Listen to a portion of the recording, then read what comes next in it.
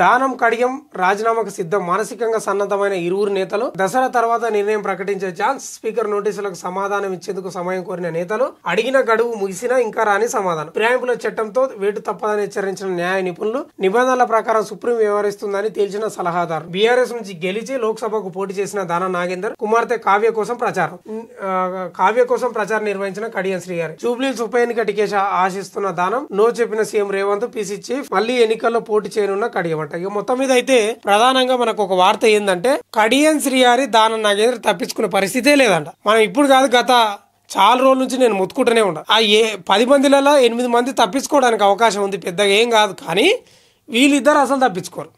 దానం నాగేంద్ర పోయినోడు ఊకే పోక అందులో పోయి టికెట్ తీసుకొని సికింద్రాబాద్ ఎంపీగా పోటీ చేసిండు. కడియం శ్రీ గారి ఆయన పోయినోడు పోక బిడ్డకు ఎంపీ టికెట్ ఇప్పించుకొని కాంగ్రెస్ కండు వేసుకొని ప్రచారం చేసిండు. తప్పించుకునే పరిస్థితి లేదు వాళ్ళు. అది అంటారు చూడు, పాపం పండుతుందని అట్లుంది వాళ్ళ పరిస్థితి. దానం నాగేంద్ర ఏమో మరి ఖైరతాబాద్ల వ్యతిరేక పవనాలు వీస్తున్నాయా ఏందో తెలియదు కానీ జూబ్లీహిల్స్ పై కన్నేసినట్టు. రేవంత్ రెడ్డి ఈయన వద్దు, అవసరం లేదు. మహేష్ కుమార్ గౌడ్ కూడా వద్దు అంటున్నాడు. ఇక కడియం శ్రీ గారి స్టేషన్ కన్పూర్ ఆడ కూడా ప్రచారం చేస్తున్నాడు. మీరు గమనించరో లేదో, మాజీ డిప్యూటీ సీఎం రాజయ్య ఆడ ప్రచారం చేస్తూనే ఉంటాడు. ఆల్రెడీ తిరుగుతూనే ఉన్నాడు ప్రజల స్టేషన్ కన్పూర్ లో. అంటే సంకేతాలు వచ్చినట్టుండే వాళ్ళు. అని నాకు అర్థం కాక అడుగుతా, ఎందుకు మారుతారా పార్టీలు? నాకు అర్థం కాదు.